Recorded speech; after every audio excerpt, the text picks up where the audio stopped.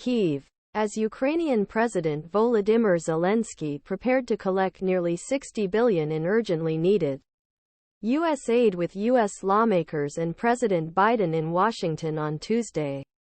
A massive cyber attack targeting the country's capital, Kyivstar, hit the Ukrainian capital, major mobile phone and internet providers, as well as at least one bank.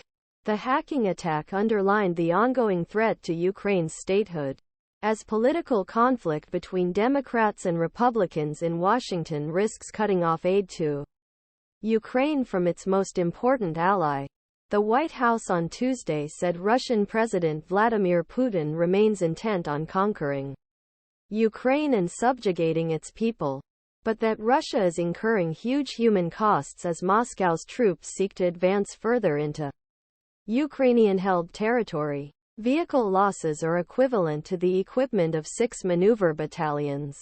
Russia believes that military stalemate over the winter will sap Western support for Ukraine, ultimately give Russia an advantage.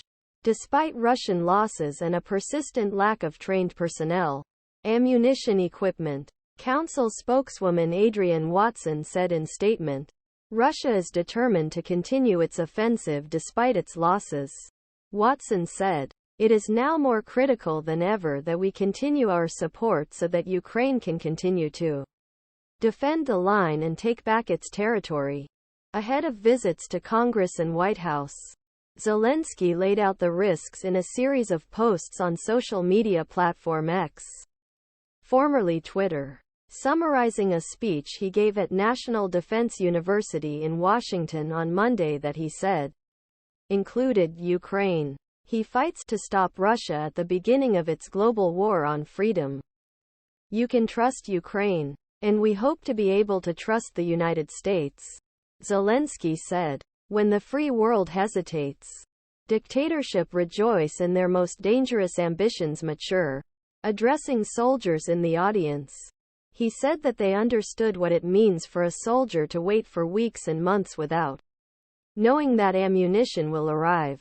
Instead of advancing while your enemy is satisfied and preparing to attack, you just watch, waiting for ammunition or equipment.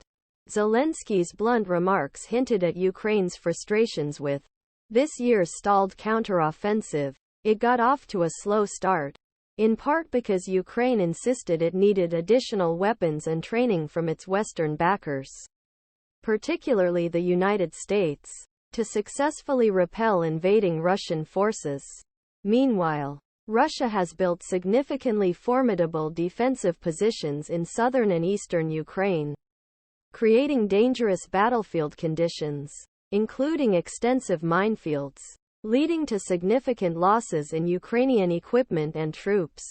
The war in Ukraine combined elements World War I-style trench warfare with 21st century high-tech weaponry, including swarms of explosive drones, many which were controlled using live broadcast over the internet. Russia has repeatedly tried to disrupt